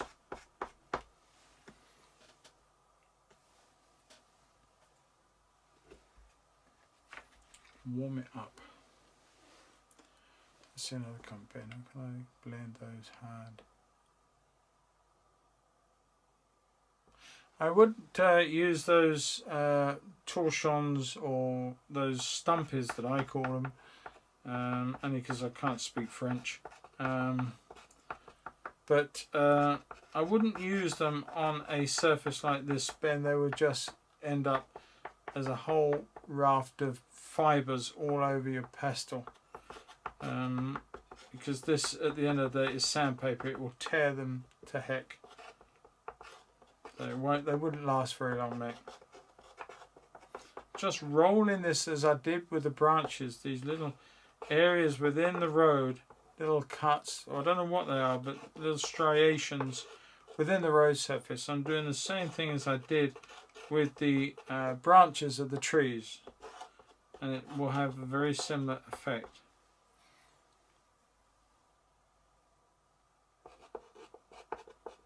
Obviously they get a little smaller as they go down this way. You don't see too much of them.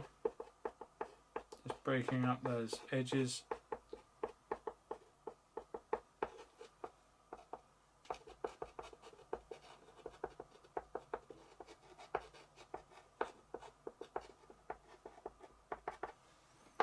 I'm going to bring some of that really light white, if I got it in my hand, I think it's the right one. Just bring some of those into these areas just to pick up some more light as we come up to this top part of the road. Just help bring that out of that puddle.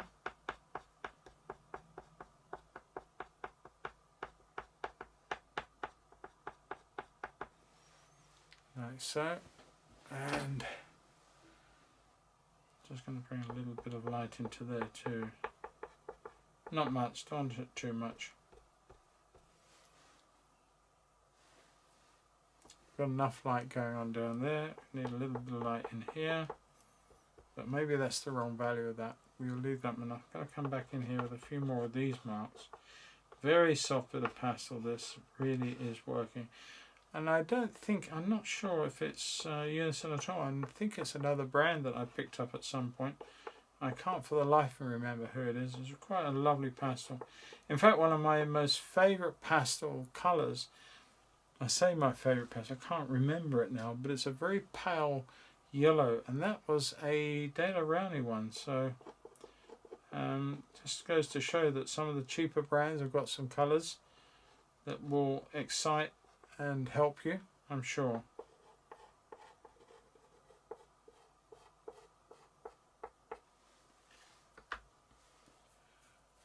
Right, I'm going to put some life into this green now.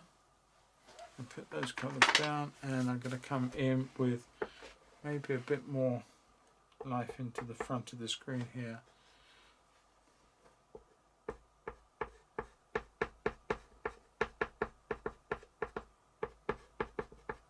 I'm not just going to replace one green for the other.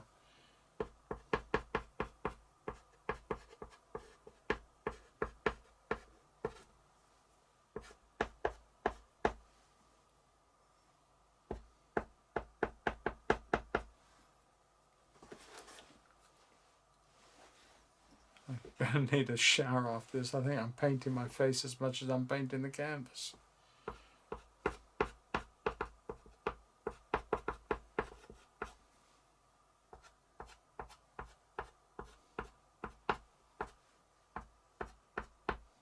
And some of that green is working with the shadowy colours that I put in here as well.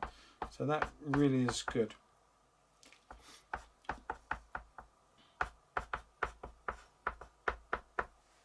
Okay, I'm going to leave that.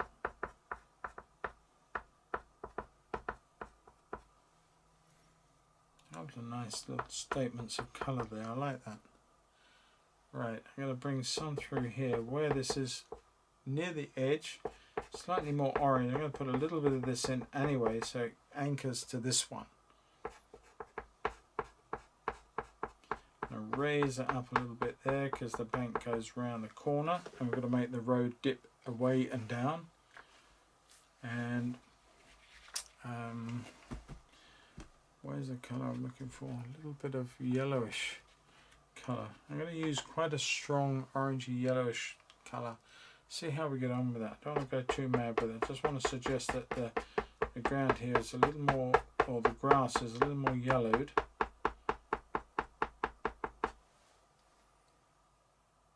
I think that's fine. That works.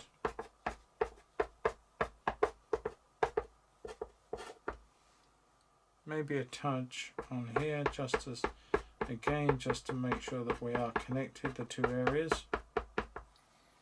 And leave it like that. Okay, I'm going to bring up some life in here as well.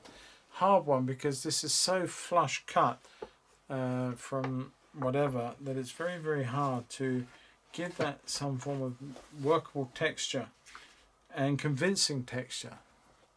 So I'm going to give it a go anyway. I'm going to come in with a few sort of lighter, cool colours across the reds.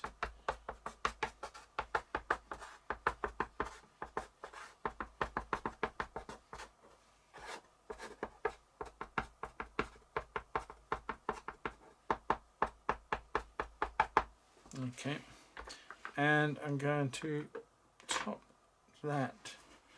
Where's my blue? Is I want to put in a few sky colours, sky holes into our tree, just little taps of light that are piercing through all those myriad of branches, and they are taps because there are so many branches clumping up there, but it does allow you to make it a little more realistic in terms of what you can see and how you can see through it. Some of the marks are a little long, like some of these ones were, so you can just put those in.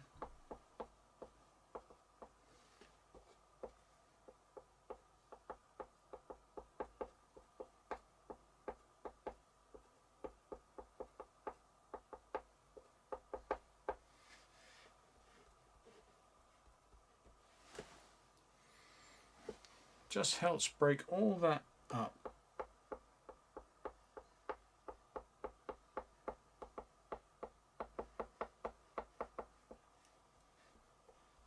There you go. Oh, hang on a minute, I've missed a lot of chat going on.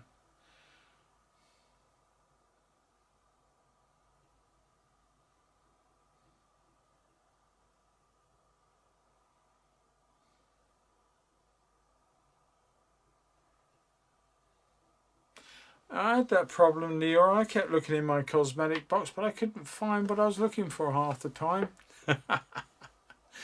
Oh dear. Yeah, I'll just let that sneak out the bag. Hopefully, and nice lots of colours going on in the road and stuff. Sue, appreciate the comment.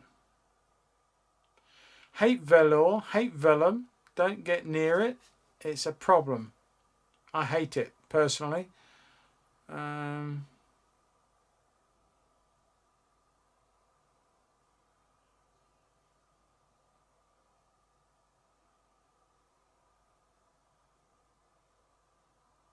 I'd leave velour well alone, Tracy, if I was you. Thank you very much, Dawn. That really is so sweet of you. Appreciate that a lot.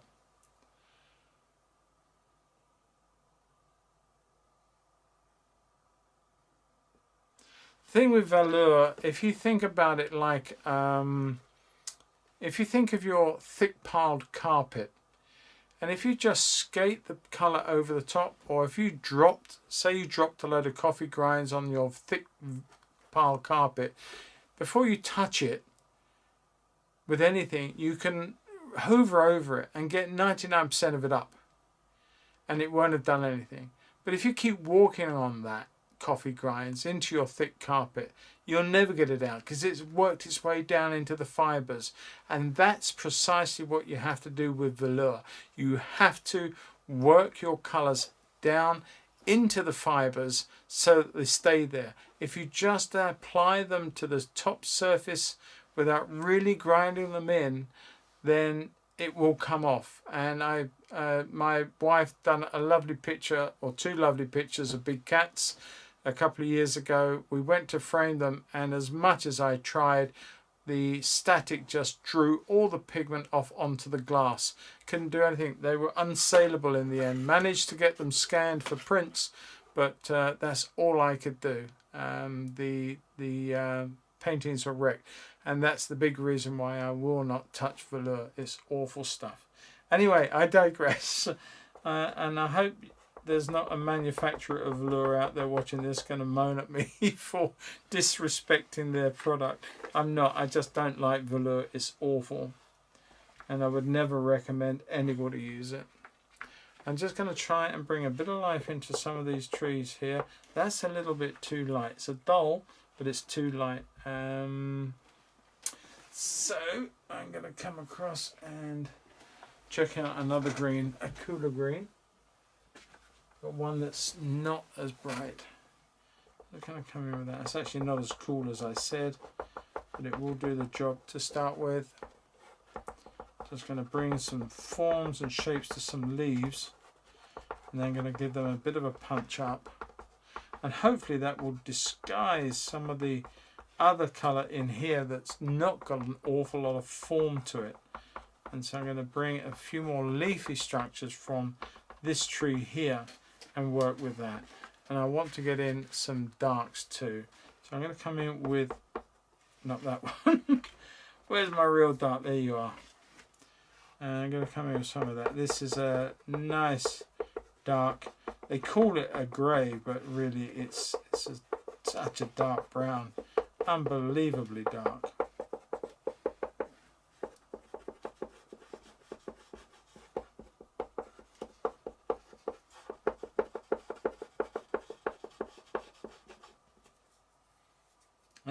Almost feels like someone's left a lawnmower at the side there. It's got that lawnmower shape to it. I'm sure it's not, but it's just how it looks. Heck knows what it is, I don't know. Right, I'm going to carry on there. And let's get some life into some of these. No, that's too much. Come back. And let's go back to another valley here.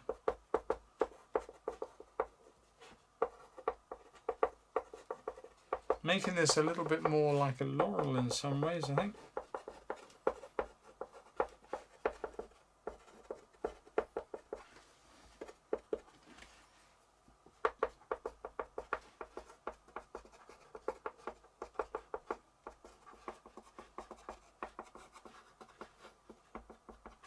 Okay, I'm going to leave that like that, and I'm going to just put one or two really bold touches of light to one or two of these leaves, just catching, they may be a bit wet, just catching a little bit of light.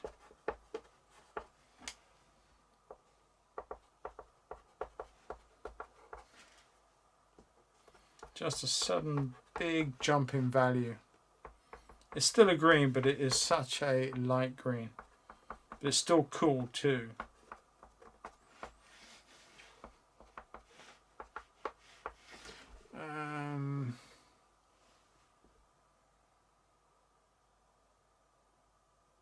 Yeah, Leora, that's I've heard a lot about Terry Ludwig's pastels.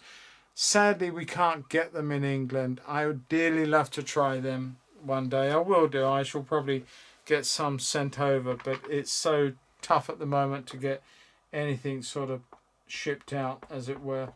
But yeah, I've had a lot of them, and they do sound the business. I love the fact that they're really big, chunky squares too. That's quite exciting. Gotta say, they really are. They do sound the business. Gonna put a little bit of light along there, just catching a little bit of light in some of these bits of the road. I want to use that harder yellow one that I had for that. Just give me some lines in the road at this point too. Just one or two touches to break this blue up in the same way as I did over here.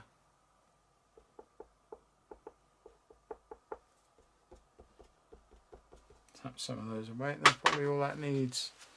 Okay, I'm looking around and I need to put some little shadow forms into this puddle area, just through there, just coming around with a little bit of a hard pastel, just to give a sense of shadow and the reason why that is there. And then one or two of the lights come right the way through our form, so then I can come back in with our form and give that a little bit more strength. Like that.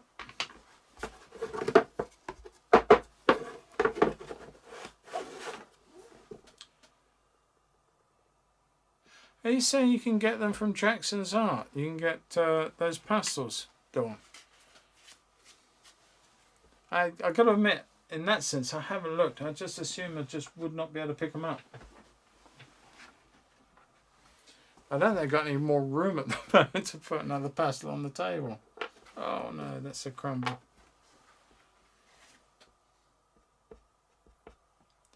Just putting in 1 or 2 bits of peachy colour. Tap here and there. I think this pastel's been dropped. It's not doing as I'd like it to, so I'm going to come away from it. Take some of that off. Thank you, David. We'll start winding it up very, very soon. I'm pretty much almost there, to be quite honest with you. I want to put some blue shadows into my snowy areas down here. Just a big, strong blue statement of shade in there. Coming down through to the road.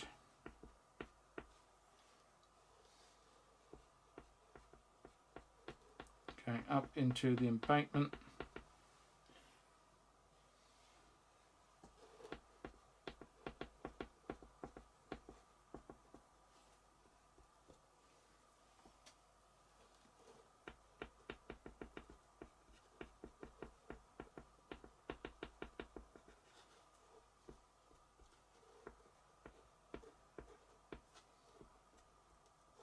Maybe a bit more shady snow than the photos suggest, but I don't mind that. I just love the yin yangs of the blues and the yellows and the warms and the cools. It works so nicely. Now there's that light bluish colour that runs over the rim of that hill. I've missed that. Just need to put that in there. Still going to make that look as though it's going downhill.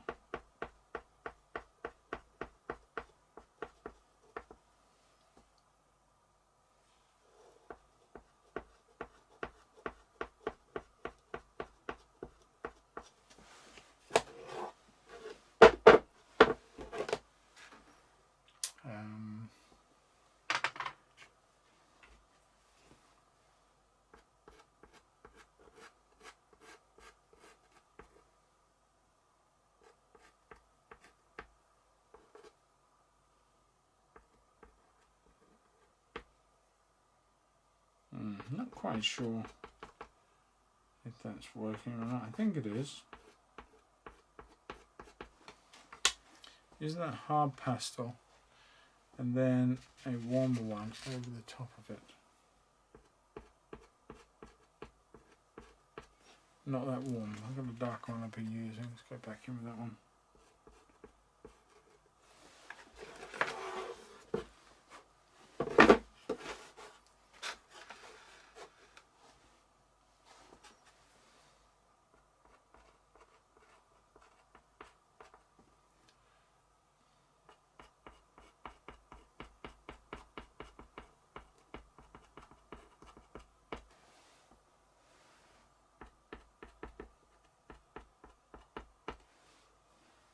I think we're pretty much there. A few strong darks that I could put in there. No, I don't want to use a hard pastel. I want to use a bit of a dark just to tap in some real little shadowy parts in there. Little dark edges.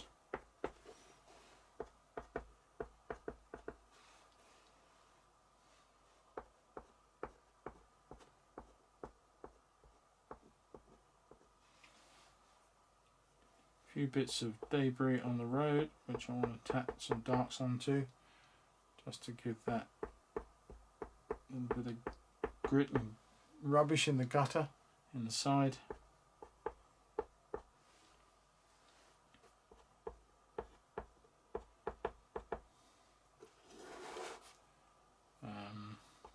Let's reinforce that dark in there, that little violet, just in 1 or 2 places where it's deeper.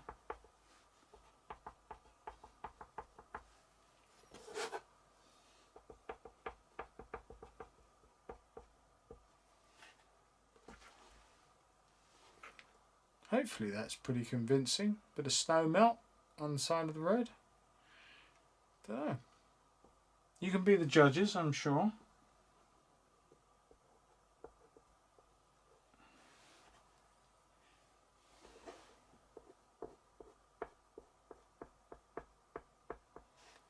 Just want a few little taps.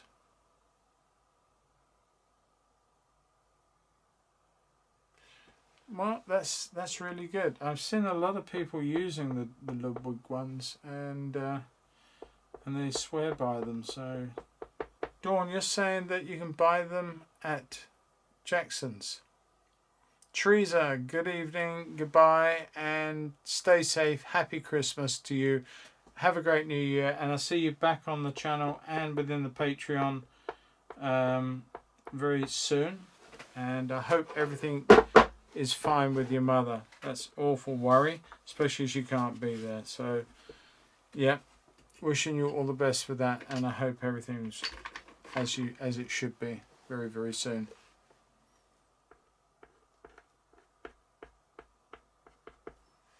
Just one or two final bits of shadow in there. Not much. Keep seeing little bits and pieces, and that's always dangerous. But there we are. Hopefully you've enjoyed this, and I hope you've got something from it to move on with your own work. And I've had a lot of fun doing it, as always. Okay, I'll check that out, Dawn. Thank you. This is the bad piece of what I do, is using my smock as a hand cleaner. It's wrong, very wrong of me. Cheers, James, I appreciate that, mate.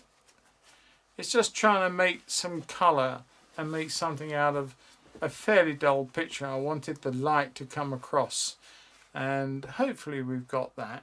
I keep looking at this area here, thinking that I want to do just a little bit more, maybe of a bit of a shadow coming through, a sense of a dark area coming through here, just to suggest that we've got a bit of a shadow going on there.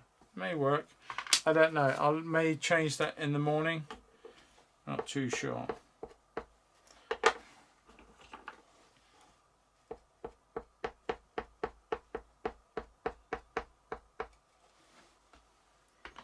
But for now, I think it's sorted, and I'm going to leave it at that. And I'm going to wish each and every one of you a very happy, for whatever you are, whether you're tier 3, tier 4, or abroad in your own issues with lockdowns in your own countries.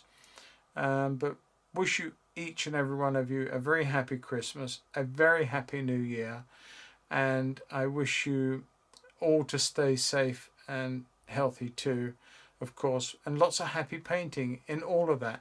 And I would just like to say, for everybody who watches this stream, everybody who goes onto my channel to watch my weekly film, and all of my patrons, all of my patrons that are with me and supporting my channel, thank you, each and every one of you, for the great amount of support that you show me over this last year or so, since I've been doing this filming and streaming and what have you, and it will continue.